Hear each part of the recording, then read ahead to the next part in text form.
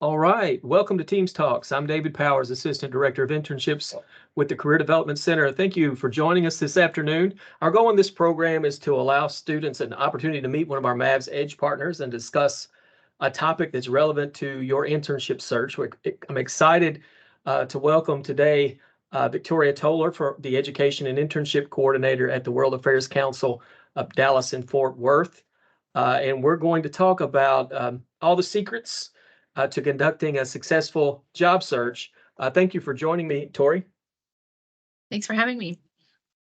Excited to chat about searching. It seems like a simple topic for a lot of students, but there are usually many questions about exactly how to get started, what platforms to use, who to talk to first.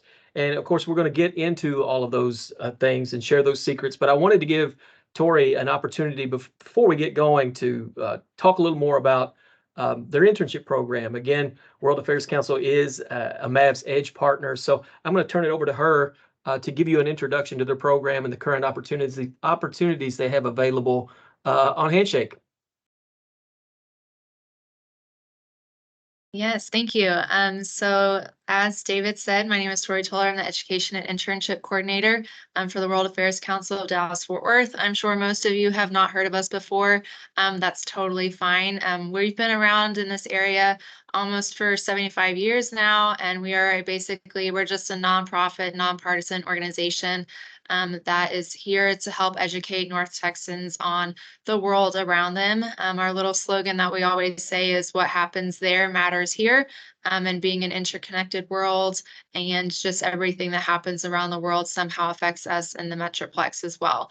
So we do have our internship program that runs 3 times a year in the summer, spring, and the fall semester. It's always posted on Handshake. It also lives permanently on our website at dfwworld.org. So like I said, you can find it easily on Handshake. It's a simple application process. It's just a one-page application with your contact information.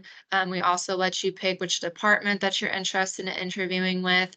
And then we ask for your resume, a cover letter, which we'll talk a little bit more about in a second, and then also a writing sample. I know a lot of students get nervous about the writing sample. We're not there to grade it or anything. We're just in learning your writing style and kind of who you are as a person.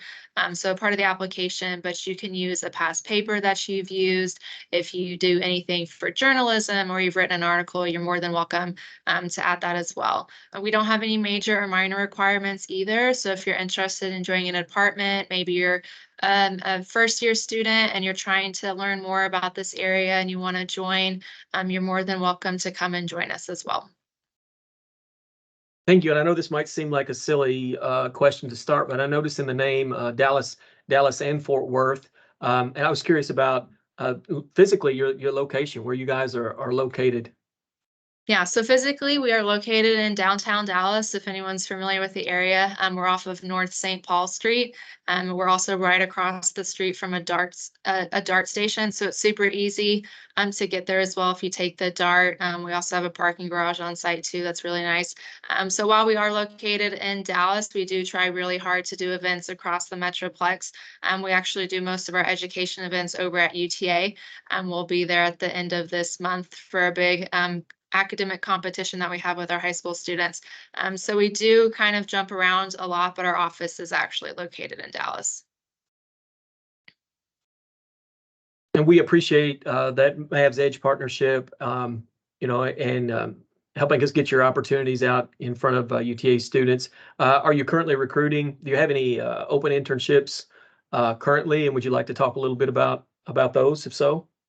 Yeah, so right now we are looking for our summer interns. So if you're interested, if you're from this area or you're going to hang out over the summer, we would love to have you. So the application right now is posted on Handshake. I think it closes right after spring break. So that'd be a good opportunity during spring break if you're trying to look at applications for internships. You'll be able to fill that out. So we have a bunch of different departments you can work in. We have our marketing and communications department if you're interested in doing graphics on Canva or doing write-ups for our website. We have our education department, which works with high school students in programming and getting them involved in international activities and affairs. We also have our International Visitor Program, which is a U.S. Department state program that invites emerging leaders to come to the U.S. and meet with their professional counterparts. We also have our Speaker Programs Department, which puts on programs that invites authors and emerging leaders to come to the Metroplex and discuss relevant topics. And then also we have our membership and development team. So if you're interested in learning more about grants and doing grant research, and then also working with our members potentially one-on-one as well. Thank you. Yeah, and we encourage students to check out the comments section for links to those handshake postings, or to the organization's account is there. You'll find contact information there as well. So you want to make sure that you take note of those things. And I was interested to see, while stalking you on LinkedIn, Tori, that you have completed a couple of internships as part of your professional preparation. Would you mind to tell us what was your experience, personally in those internships? What was your goal at that time, and kind of your path, if you don't mind getting into all that? I think we can learn a lot from that experience. Sure. So I love internships mainly for the fact that you get to learn about an organization or a different field maybe that you don't know about. You can get really hands-on. You're able to kind of start with your networking skills as well. So I have done a couple of internships. One was actually with the World Affairs Council.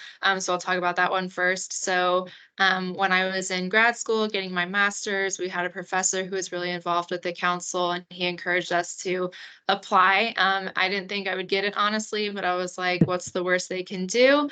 So I applied, and I joined the council as an intern in our International Visitor Program in the spring of 2020. And like most of you, going through school at that time, I left for spring break, and I never came back to my internship because everything shut down because of COVID. Oh, wow. Yeah, so it was a very interesting internship experience. But I loved it so much that after I graduated, I looked around and I wanted to see, organizations that I wanted to be involved with, the impact that I would be able to have starting my career. And so the position that I'm currently in now opened up, and I applied again thinking, the worst thing they could do is say no. So that was my experience. I know also the council itself, we love hiring former interns. We've had a lot of former interns on staff over the past couple of years as well. So it's also a good way to kind of network and stay connected with organizations if you're interested in your future careers. And then I also did an internship. This one was a bit different. There's an organization called Education USA, which partners with different cities and countries to encourage students to either study abroad in the US or come to the US for their education. So this one took place completely during the COVID times, but it was also set up to be virtual. So for them, it was very easy to just continue their programming. And so I helped talk to students in Tbilisi, Georgia, and basically help them, figuring out what even states do they want to find schools to attend to, or, writing their essays, giving them confidence in writing essays in English that aren't their first language, helping them figure out what that application process is, finding scholarships. For any of you international students, it's a bit different than if you are a full-time resident or a permanent resident of the US, and finding that financial aid and those scholarships. So it was a really cool opportunity to work with those students as well. Yeah, you brought up a couple of really interesting points. One is that I started to think about is sometimes when you've done this kind of work as long as I have, you forget what it was like to get started, right? Everything sort of becomes second nature. That's one reason we wanted to focus on this topic of where to get started, because we're hearing from so many students that, well, what's the first step I take if I'm interested? Should I even be interested in an internship? I mean, I guess that's really where we're starting is it something I want to do? Is it something I need to do? Is it on my academic plan? I know those are all the questions that come up. And students may not even consider one unless it's part of their plan, and maybe an academic advisor had brought it up to them. And something that you mentioned that I thought was really interesting, and I think a good place to start our conversation is, who do you talk to? How do you get started? And you said that it sounded like you said your first opportunity was through a conversation with a professor. Was that correct, or through an Mhm, academic program? mhm. Right. So, start there. If an internship is supposed to be an academic experience, they're not always for course credit. I think that's really important to understand. Most of the internships we see students engaging in aren't for credit. Were yours? Did you happen to get a credit for your internships, Tori? I did, yeah. Yeah. So as part of my grad program, it was required that we had an internship, Yeah. just to kind of get that experience and really, learn about the community and like the career path that we were going in. Yeah. Yeah. That's awesome. And I know I was in teacher preparation. So student teaching was my internship. It was built in. And of course, if you're in the medical field, you've got your clinicals and nursing and different kinds of things. All of that is built in. So I think for a lot of major students, if it's not on an academic plan and the academic advisor doesn't bring it up, they're probably not going to do it, right? And a lot of times you think, why should I add an extra class or pay for an extra course that's not part of my electives if I've already used those electives up to do an internship? And I know I didn't really intend for us to maybe get into the impact of the internship, but in terms of it being worthwhile, you know, what would you say that your internship did for you specifically? I mean, were you able to, where did you feel you were able to take it? What were some of the benefits of doing it? Yeah, I would say especially with the internship that I ended up doing with the council, like I said, we just kind of as an organization like hiring former interns just because they know the system, they know the people, they know the organization. So for me particularly, it was easy to kind of finish my internship. I think about 6 months had passed or something like that. And then be able to turn around and say, I enjoyed this so much, like I want to come back. And I was able, I stayed connected with the intern supervisor that I had. I was able to reach out with her and say, hey, I applied. Like, would you mind, going and talking to the HR people and just like letting Right. them know that like I'm really interested in this. So it's helpful to stay and like have those connections, especially if you're planning on, trying to turn that internship into a full-time position. Right. And that's one of the huge benefits, and that's the dream scenario for every student, right? Is that the internship turns into a full-time paid gig, at some point down the road. And as you said, there's much more chance, much more opportunity to get a position if you get a foot in the door that way, with an internship opportunity. And something else that you mentioned that is so important that I think a lot of students discount or they don't focus on, they see the internship as kind of a one-off, and they've done it, now they've got the experience to add to the resume, and it's on to the next. And it might work that way, but as you said, it's smart to stay connected with those folks because they are your first potential references and recommendations for other positions. I think that's an area on a resume where a lot of students have weakness when they first put that resume together. Who do you list as a reference, right? Mom, dad, your brother, you're trying to find some job you've done for an uncle or something maybe that'll say nice things about you. Um, but I think that's really important, and I don't think students understand, using a professor or an academic advisor is a good option if you don't have another option. I mean, when someone calls and speaks to your reference, they want to speak to someone who knows what it's like to supervise you and what kind of work you do. And a lot of times we won't see enough of you in class to get a good sense of that, right? So, I mean, that's a really often overlooked piece, I think, is your network staying connected, and the opportunities it might lead to. So, um, I appreciate you sharing that. Any thoughts about just staying connected in that process? I mean, because you literally reached out and asked them for help, right? Mhm. Yeah. Yeah, I mean, I think, this is what I keep telling all the interns that, we work with as I'm the intern coordinator. And so it's my job to kind of stay connected with them during the internship, but I always tell them afterwards as well, like, don't be afraid to email us, like you have our Right. email addresses, someone will still be here, like someone will be in contact with you eventually. So don't be afraid to reach out or just like, sometime, like if you're in town and like, you just want to come and visit, we do a lot of programs. And so sometimes we'll have our former interns come back and help us out with those programs. We were actually, when we say, stay connected, we actually do want you to stay connected. So don't be afraid to reach out, even if it's Right. just to say hi or like for, to be listed as a reference or if you need a letter of recommendation or anything like that. Yeah, and I know we're not really discussing networking in detail in this conversation, but something else when you're staying connected and you're trying to keep someone on your reference list is to maintain a relationship with them and a conversation with them periodically over time, right? You don't want, let's say it's been 3 years since you've had your internship, you've not spoken with that person in 3 years. Time passes, things get foggy. Maybe they don't remember how fantastic you were, or one, they might not remember everything you did as part of that role, but also it's a little tacky, right? If you haven't spoken to someone in 3 years and the next conversation is, hey, could you do something for me? I need you to write a letter and take the time to kind of, put your name out there for me. And you don't even know what I've been doing in the last, 3 years. So staying in touch with them, providing them an updated resume so they see where you've been and what you've been doing over that time to help those folks out. I don't think a lot of students understand the importance of maintaining that relationship. So thank you for that. That's a great point. So kind of going back to some sources for internships, we've talked about talking to your professors, talking to academic advisors when starting your search, a lot like with a job opportunity. I mean, don't discount family and friends. I think most companies start their internship programs because someone on staff had a nephew or a niece who needed a summer opportunity or an internship. That's usually how it starts, right? So, don't discount your family connections. Are there other sources that you'd recommend in terms of starting a search once you decided it's something you want to do?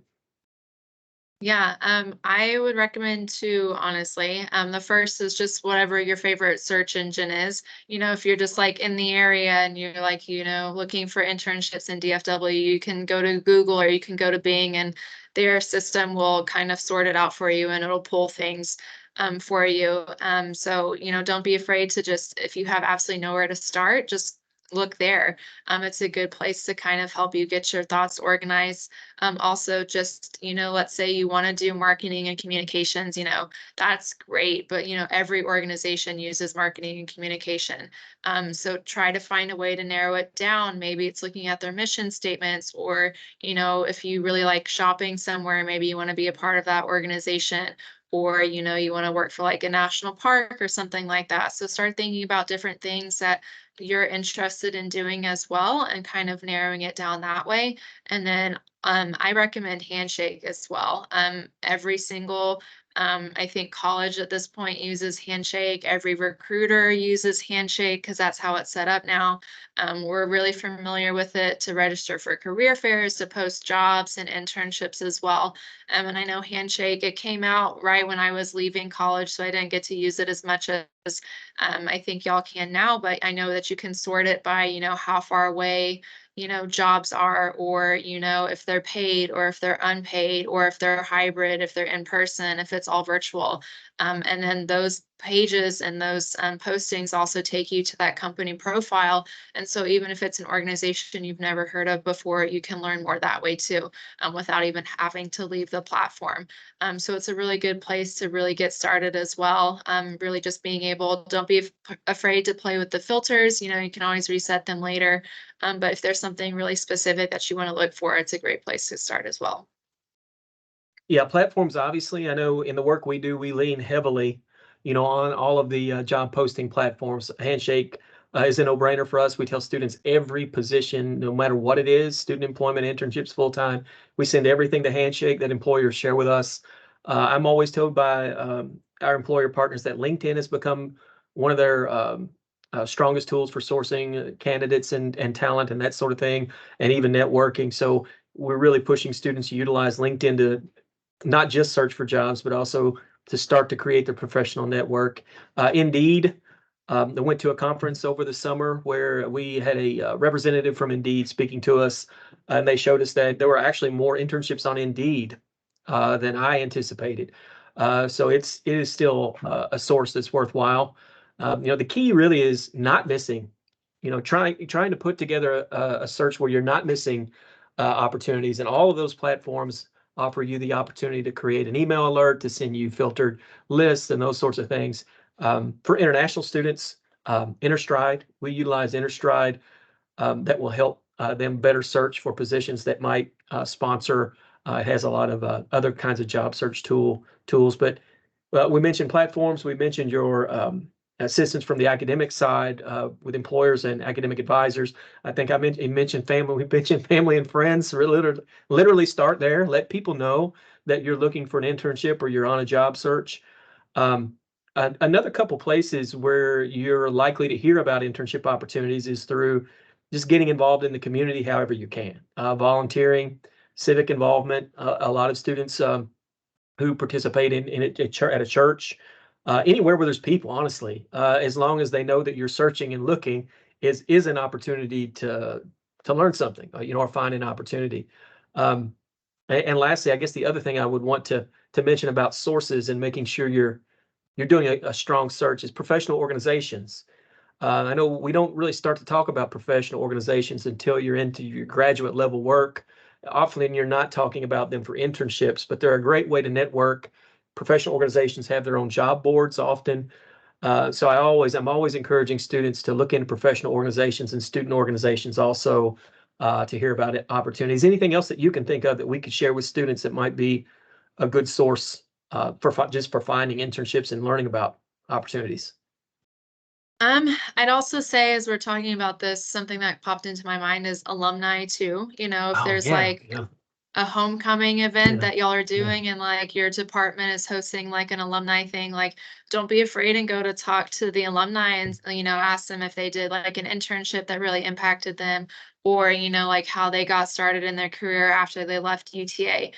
Alumni networks are great. A lot of chapters will spread out too, so like even if you're not staying in Hmm. Arlington, I Hmm. guarantee you there's a bunch of UTA alumni networks across the Yep. country. Yep. So don't be afraid to reach out to those as well.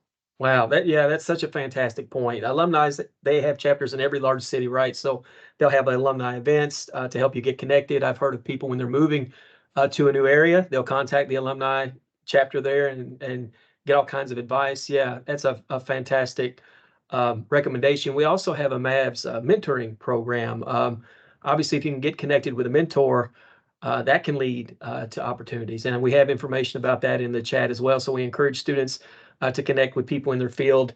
When you impress those folks, they're likely to share your information or help you find opportunities. So a lot of great stuff there. Let's talk a little bit about. I mean, you're going to have to get the internship. You're going to have a strong resume, and we weren't going to really dive into too much depth in terms of resume construction and all that sort of stuff because that could be its own discussion. And we would encourage you to visit with a career consultant for some of those services. But just very generally speaking, I think the students would benefit a lot in your role, especially someone who's seeing these resumes, just some general guidance around resumes, especially the do's and don'ts. Yeah. So yeah, resumes I think can be kind of tricky, especially if you've never had one and you're trying to build it up and you're like, what do you include? What do you not include? How long is too long of a resume? Something that I always used to tell students, and I work with interns now, just like refining the resume. If you're a full-time student and you're gonna be a full-time student for a couple of years, make sure you put that education towards the top of your resume. Don't bury it towards the bottom. If you're doing an internship or if you're doing a part-time job or you're trying to find a job over the summer, like let them know that you're dedicated to your education, let them know that it's a priority for you. And then also, make sure you're putting your graduation year and then also like the graduation month for you. So like if you're graduating in May of 2026, like make sure you're putting that because that's completely different than like if you're graduating in December of 2026. But I always say just make sure you're highlighting your education. Make sure that your employers are aware of that so that way you know that your education is coming first. The second thing I would say is someone told me this once is there's like a 15-second rule for resumes. Basically, like someone is going to look at your resume, they're only going to look at it for 15 seconds. So you have to make sure that you're including information that's a little bit different or, it's standing out. It needs to be concise, but you don't want it to be too short. So how you organize that, I think, is really important as well. And then I also, help the students that I work with too, and interns and former interns. If you're listing, like your volunteer position or you're listing a part-time job that you have, You only really need like 2 bullet points max for each position or each job that you're doing. And you want to make them concise, but don't be afraid to add details. It's also kind of tricky, like let's say you are a cashier at Chick-fil-A. Most people are going to know what that is, but you don't want to just leave it blank. You want to make sure that you're tying it into not only who you are, but maybe the values of the organization. So Chick-fil-A is really big on customer service. So even if you are just, it does say cashier at Chick-fil-A, like make sure you're saying, served customers in a timely manner. That's something that you are calling out to whoever's reading your resume. You can dress it up where it's a little bit different. You don't have to use big words. You don't have to like get out your thesaurus and make it sound fancier than anybody else's. But just make sure that you're highlighting the values that you think are important, and then also the values of that organization as well. Yeah, that's awesome. And speaking of thesaurus, I was thinking about AI, how we're using AI. Being a teacher, starting my career as a teacher, I can't. I'm still getting over the feeling that AI is cheating in some. It just feels like it's cheating in some way. But I'll often tell students when they're putting their first resume together is just Google a ton of examples, right? Just do a brain dump, get all your experience on a piece of paper somewhere. A brainstorming note, and then Google a lot of examples. And as you said, then formatting becomes really important, leading with your strengths. And for most young professionals, I mean, you don't have a lot of experience, so your education is probably going to be what's most relevant to the position. And then maybe Mhm. courses, then maybe some leadership work you've done or organizations you belong to, and your work history in most cases is probably going to come, toward the bottom, as you'd say, if it's not as relevant as some of the other work that you're doing. But it does depend, right? I mean, you may have been in a position where you've had 5 years of experience in a field, and you might want to highlight that a little closer to the top. So those are great topics. And I don't know that I hear so many students now who are super concerned about the scanning tools, the resume scanning tools, and the keywords. And I've seen students who've even taken to bold print, bold font words in a resume to make sure that that's caught in the scanning process. I don't know if you guys use any scanning or if you're familiar with that process. I mean, any thoughts about that or AI or any of those topics? Yeah. I've definitely heard of them. I mean, I feel like, I heard them a couple years ago when I was applying for things. Like it was like this new thing that like maybe some organizations were doing. I know we personally don't, we sit down and we're like, we'll read through everything, especially for interns. Like we'll put together intern application packets, and like each department sits down, they read through everything, and then they let us know who they want to interview. So we read everything. But again, that being said, if we have like 20 applications to look through, it is kind of important to make sure that everything is concise on, your resume. You want to make sure that you're doing it right. So I don't know 100% sure. I'm not sure which organizations are using it or not. But even if they are, you still want to make sure it's consistent. I guarantee you, even if an organization is using it, someone at some point along the application process will actually be sitting down and reading it. So don't be afraid to, make it a little bit different if you feel like you need to help yourself stand out. But also don't let that be a reason that you're not applying for a place either. Yeah, I would love to see some statistics on the percentage of employers that are using that kind of technology. I mean, my guess would be that is just your very largest employers. I mean, who have really, really high volumes of applications. I know that, I mean, internally in our office, we don't scan resumes. I've not talked to a lot of employers, honestly, who do. I mean, I'm sure we're going to see more and more of that technology, coming online. And just like with any kind of technology, the folks who aren't using it now may be using it in the next year or two. So I mean, it's something to take a look at and maybe to think about. But I have seen a lot of students who I think are getting a little maybe going a little overboard and putting too much emphasis, on using those keywords. And I guess a word about AI and Chat GPT specifically. I don't know how much you played with Chat GPT, but once you've asked it a few things and you've asked it to format a few things and create a few outlines and create a few bullet points, it doesn't take long in reading it to get a feel for how it structures things, how it bolds things, how it creates bullet points. And if you do a copy and paste from Chat GPT, it's still pretty possible and likely anyone who's used it before can tell it. That you can get a sense that it's maybe not original in some cases. So when you're using AI like that, I think it's great to get the juices flowing, right? To get you thinking about ideas and ways you might structure things. But just like with anything else, it should be, your work at the end of the day and the document that you've put together. So you're repurposing whatever you see, in that AI to maybe help you create some ideas. I don't know if you've ever used ChatGPT or a lot of AI tools, but I was curious what your thoughts are there. Yeah, it's a conversation we have a lot in the office. I think as most people do, just Right, because it's so new right. and it's so Yeah, different. right.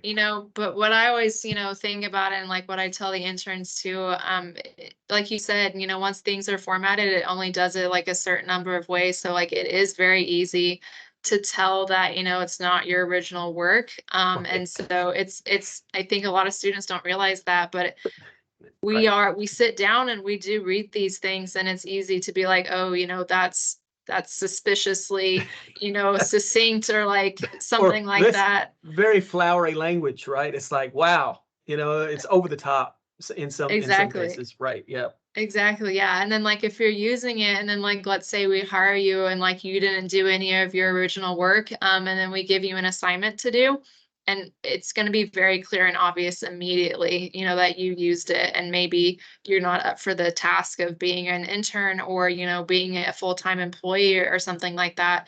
I think students think it's, like, an easy way out, but, it's going to affect, your relationships with people. It's going to affect, your work ethic, and people are going to start noticing it too.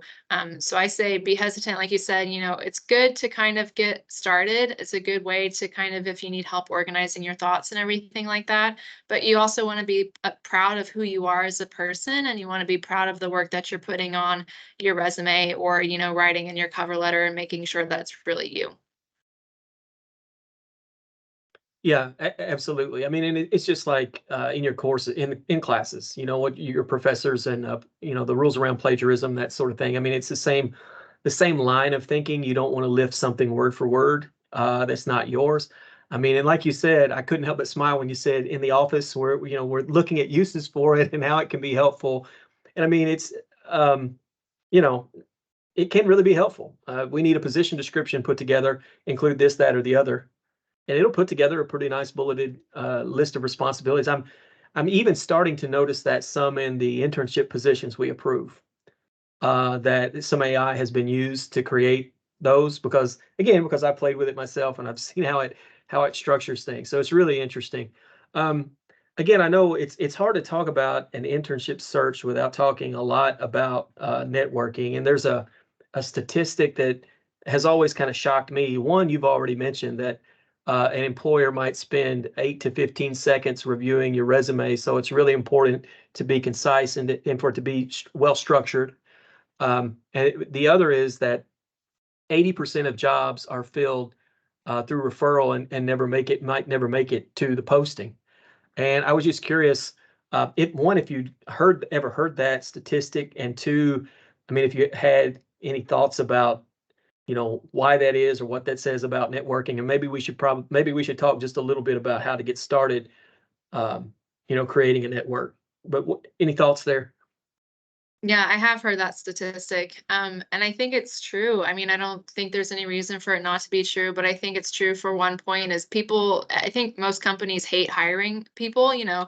it's time that they have to spend away from doing their actual work or their actual job. You have to read all of these resumes, you have to read the cover letters. So people, it takes a lot of time. And so the faster that they can fill a position, I think the better it is for everybody, not only the organization, but also the person who's trying to come in and do this. And so I think that's why it really works. When it comes down to it, we're all people. And I think it's just easier to engage that way. If I'm if I'm going to someone who works at an organization and I'm like, can you get in a good word for me? Like it's one more thing that maybe somebody else doesn't have. Right. It's like it's the same thing, if like you're doing like a college interview or anything like that, like it's one more touch point that you might have with someone that helps you stand out just a little bit more. And especially if it's a recommendation is coming from someone that you hold in high regard or high esteem, like, oh, if that person's vouching for them, then like I know they're going to be really good with this organization. Like it's a Right. bet that you are very safe taking and you don't have to worry too much like, oh, is this person going to be okay in this role? Like if my friend is saying that they know this person, they've known this person for years, they've seen them work, like it's going to be a good fit. Right. Right.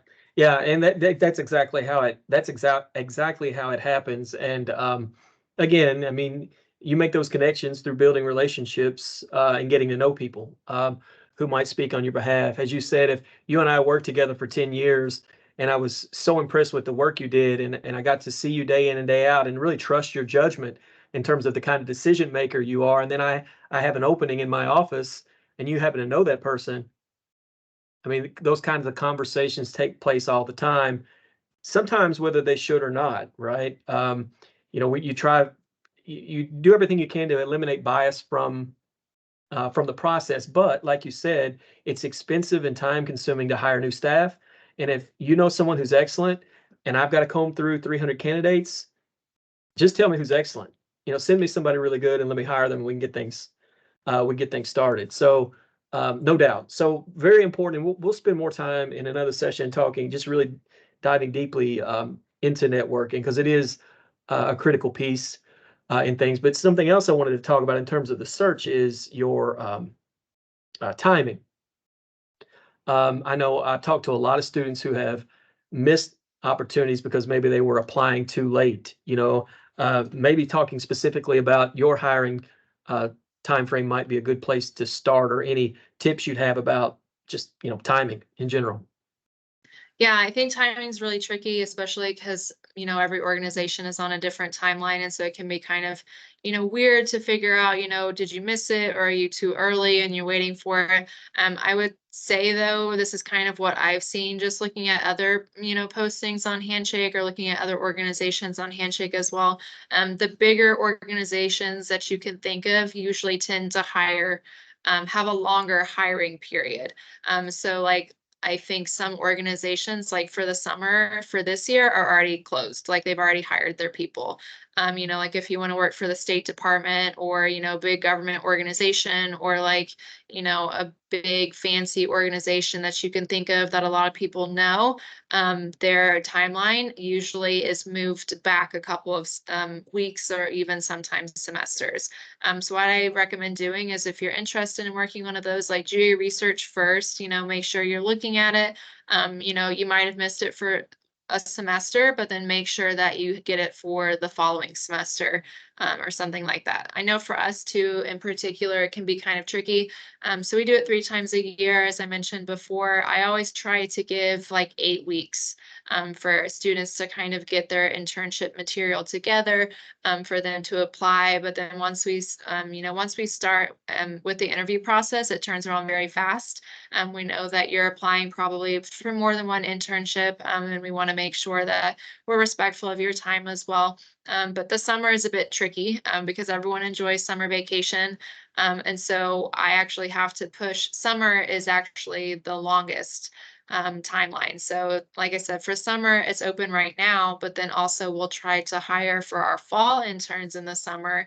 But a lot of you are taking breaks, you're on family vacation, you're not checking Handshake maybe as regularly as you would during the regular school year. So, I'll actually post the fall positions in like March. So that way you have time to actually see all of that information before you go take your summer break, before you go about doing whatever you do when you're not in school for full time. So that way we get all of that settled and you don't have to think about it before coming back for the fall. Yeah, thank you. Really good thoughts about um, timing. And I guess another piece that ties into timing involves timing is the waiting. Something else, I guess, I think students I say students and employers, especially large employers, uh, not many folks in that dynamic do a good job of communicating while everyone is waiting. While that time is passing. Students are wondering what's happening with their application. I mean, a lot of times they don't receive information in terms of whether they've been accepted or declined or where they are in the process, or, every company, is in a different place in terms of how they communicate throughout the process. So I know it's really tough for students over that. It's just like all of us have been in that position where we've applied and we're waiting to hear. It's been too long. It's not been long enough. You're trying to read anything you can into the process. Um, and then also I think, well, what do you have any recommendations for what students can do in that time after they've applied and they're just sort of in that waiting period? They feel like they're in limbo. And obviously, if they're being smart about the application process and their search, they're applying for multiple positions and they're looking for other opportunities. But any thoughts about that period of communication, that kind of dead zone when folks are waiting? Yeah, I'd say definitely, when you're doing your research or when you're applying, like whether you make like an Excel sheet or like it's in Word or like if it's just notes on your phone, like make sure you're writing down like the deadlines for those applications. So like for us, I know like people will apply throughout that application period. But I'm not going to just randomly send out applications to our staff and be like, hey, review this. Like I gather all of the information and then after that deadline is passed, that's when I give it to the rest of the staff to look at them. So that way it's just one time they can sit down and they can just take a couple of hours to figure out who they want to, interview or anything like that. So I'd say make sure you're looking at the deadlines and, know that information is being processed, your application is being processed, but wait, until after that deadline is passed, to follow up again potentially. I know for us, we try to turn around as fast as possible. So like our application deadline will be closed. I give everyone a couple of days to a week to sort through everything. And then, I will immediately start reaching out to people that we want to interview. And so it's a fast turnaround. And I'd say, as you're waiting to hear back from things, use that time to apply and like research and do other things. Or, if you're really committed just to one organization and one internship or one part-time job or something like that, do your research about the organization a little bit more. So if you get called back for an interview or someone sends you an email asking you to clarify something, you're prepared, a little bit about the organization. I mean, most of our interns that come in have no idea what we do, and that's completely fine. And that's part of our internship process as well, is for you to learn that. But if you're just like, I have no idea who you are, I just applied on Handshake because it was there, like that doesn't look as great. So it's a good time to really do your research and like maybe you apply and then maybe you do more research and you figure out, maybe this isn't exactly the direction that I want to go. You're able to kind of figure that out as well. So it's a good time, this like waiting period, to kind of learn that and know that. And then I also say too, every recruiter for whichever organization has other jobs besides just recruiting. So just be patient with them as well. I guarantee you it's if you send it by email or if it's on Handshake, someone's checking for it. Like we mentioned before, hiring is a long process. They want to make it as fast as possible too.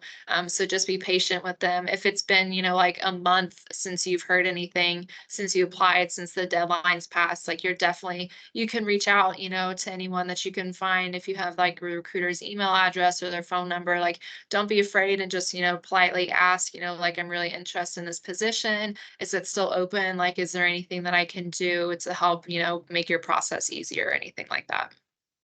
And I've got one more question that I think is a real challenge for students, and I'd like to open it up to any students who'd like to pop on camera and have any questions about the discussion so far.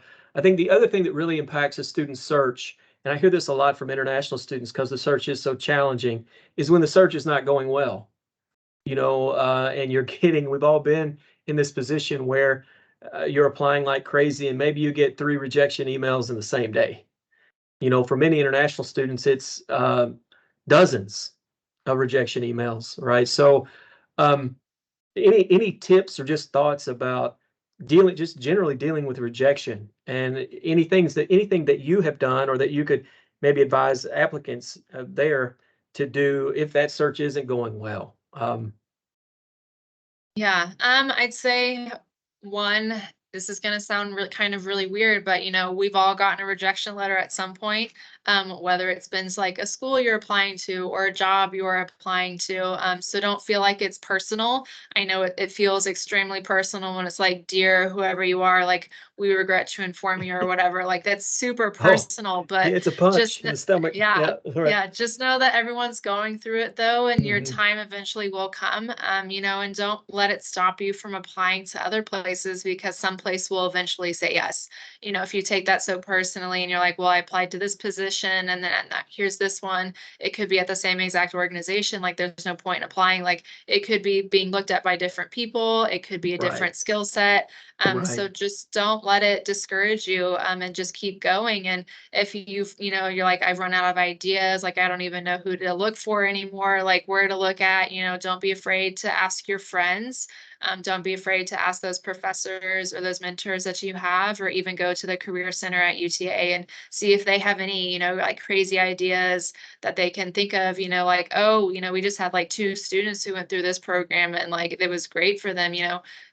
I think it's always just a good opportunity just to ask someone for help too, just looking or thinking of new ideas as well. That's fantastic advice. It's something I always share with students. I hope it makes them feel a bit better. I mean, I think one of the best things you can do as a job seeker is spend time on a search committee. So if you've ever been a part of an organization that was recruiting new members, or you're searching for someone to fill a role and you're taking them through that interview process, when you're on a search committee and you're working with multiple people who all have input on who's going to get this position, it can be the weirdest, strangest, smallest, goofiest thing that separates that candidate from you. And it isn't at all personal. And a lot of times companies might not make the right decision because, again, biases enter into things too. So as you said, it's really hard not to take it personally because so much of us is wrapped up into that piece of paper and it's such a big deal to us. But yeah, if you've ever been on a search committee, you realize real quick when those committee members get together, it's the silliest, most slight thing that might make the difference. And it's something that was maybe out completely beyond your control, right? And more about the search committee than it is about the candidates. So, um, but want to make sure we have time to allow students in. We've got several with us today, which is exciting. I think we've got 11 students in the meeting. So, would anyone like to turn on their camera, turn on the mic, or just turn the mic if you'd rather not be on camera? We are recording. I want to give you another heads up about that. So this will show up. But this might also be your opportunity, though. This will show up on YouTube and on in our newsletter. So if you want to get famous, this is a chance to do that. We'll give it some awkward wait time if anyone wants to pop on. Hi, my name is Isha Pokhara and I'm a marketing major here at UTA. What are the common majors that you see who apply to your internships? Like, for example, like, do only CS major apply to like a particular job posting, or like does everybody apply? What are some of the things that you've seen so far? Yeah, so great question. So the fun thing about our internship program is we don't have any major or minor requirements. So anyone who's interested about anything is more than welcome to come and join us. Honestly, I think different skill sets are kind of important too, because it's a different thinking and it's a different mindset to be able to come in and sometimes offer ideas that maybe no one else has thought of. So we honestly, the only thing that I really tell students who are interested is you have to be interested in international, whether that means you are a first generation student, whether that means you're an international student, or if you've traveled a lot, you just have to be interested in learning about the work that we do, which is all international related. But I'd say for us, specifically, we have interns who will do, be majoring in one thing and then come and join a department that has absolutely nothing to do with it at all. And it's the best fit ever. We had an intern who did marketing for us a couple of years ago who was a psychology major.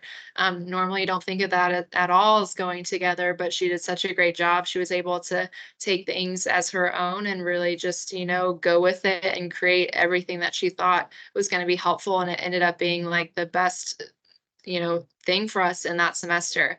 So don't be afraid to kind of go out of that mindset as well. And just because you're majoring in something, you don't have to be completely boxed in by that as well. Thank you. Any other questions?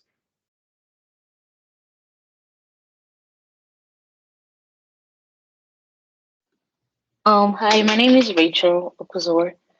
I'm a public health student. I don't really have a question, but I just wanted to say thank you for taking your time to explain all of this process to us, because I didn't really know all of this, but just thank you, honestly. No problem. I honestly, I really like being here, and thank you so much for hosting me, UTA. It's always fun talking with students and helping them, figure out next steps or just, advice that I've done in the past as well. So thanks for joining us. Yeah, thank you, Rachel. Any other questions? If not, we're going to wrap things up, allowing everyone to get to know Tori a little better with our 5 burning questions. This is probably my favorite part of these conversations. When you got started, Tori, what was your first job and or dream job? So my first, I guess, like real job outside of like a camp counselor, I was an academic advisor for high school students in the San Antonio area. So really like post-secondary plans, like what were they going to do? I'm helping them with like college applications and stuff like that. And I always used to tell my students, my dream job would be to be an international ice cream taste tester. That's pretty good. Yeah, that's pretty good. Haven't seen any of those posted in Handshake in a while, but I'm sure they're out there somewhere. Yeah, I'm still waiting for it. Yeah. Who or what's been most influential in your career development, would you say? I think kind of, any person that I've interacted with, even my summer camp job, my first job that I had as a career advisor, just anybody who is able to offer me guidance. Anybody who is able, if I went to them and said, I'm having this problem, like, do you have any solutions? Anybody who's able to kind of support me in the role that I have, especially in the one that I have now, as an education coordinator. And my boss is the director of education. It's just us in that department. So we play off of each other really well. She helps me to kind of figure out the space that I need to, grow and like what to do, not only for, the education side, but then the internship side as well. So really anybody that I've interacted with, even if it's just, someone's, not even related to my department, not anybody that I work with directly, but just making those connections within the office has also been helpful. Thank you. And I think you sort of got into, I thought you were headed in this direction for this next question. Do you have any role models or mentors, and how did they impact you? I mean, it doesn't have to be a specific shout out, but you're welcome to. Yeah. Like I said, I think there's so many people that have been on my career journey, whether they've known it or not, has impacted me. And sometimes it can be just as small as like they gave me a good idea of like, trying to figure out how to work Handshake really well, or, trying to get our interns involved in a different way, just things like that. So I think I have a lot of different mentors and supporters. And what I really like about the council the most is we all support each other with everything. We're a very small staff. We only have about 17 people. But what I enjoy most about that is I'm able to go to basically any department and say, like, I need help with this. And, they'll stop and they'll help me figure it out. And it's vice versa. So it's a really nice opportunity to kind of, we work well, feeding off of each other's strengths, to really just support each other. Because we all make mistakes and we all survive them, could you tell us what was your greatest failure and what you learned from it? Greatest failure. I think I finally learned some way along the way, a couple of years ago, to not take rejection too seriously. It is super hard to kind of get over that, when it's like it's you putting yourself out there, you're writing your cover letters, you're working on your resume, this is everything that you have to show for yourself. And how to get over it. And so it does take a while to kind of almost like retrain your brain a little bit. So it's kind of, how to get over that, self-rejection, or even like an organization rejection or a company rejection. to really be able to stand up for yourself at the end of the day and say, I'm going to be okay. There's other places out there, there's other organizations, and there's other positions that I can get to as well. And what's the best piece of advice you've ever received? The best piece of advice I ever received, I honestly don't even know who told me this, but it's always stuck with me, is if you are being called for an interview, if someone calls you back and they say that they want to interview you, it means that you are qualified for the job. It's just a matter of, seeing if you work well with the staff, honestly, at that point. I know a lot of students get nervous that they're not going to be able to do like the interview correctly or something like that, or someone's going to like find out some secret about them or something. But if you're being called for an interview, you are qualified for that job. So just make sure you're going in confident. Make sure that that you're going to be a good fit for the organization. And hopefully it all work out in the end.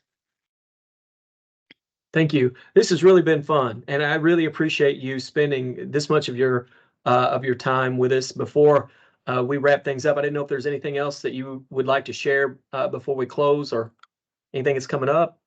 The only thing I was going to say is I'm going to be at the career fair at UTA in March. So feel free to come and see me in the booth. I don't know where that's going to be yet or which booth number I'm going to be, but I will be there. So if you're interested in just talking more about the internship opportunities with the council, or if you have any questions about anything that I said, I'd be happy to talk there as well. Thank you. And thank you again to the World Affairs Council for being a Mavs Edge partner and offering opportunities to UTA students. And everyone who's joined us, check the comments section. Tori's been kind enough to share her contact information. You'll also see direct links to the website Handshake so that you can easily find these opportunities. So thanks again and good luck, everyone. Take care.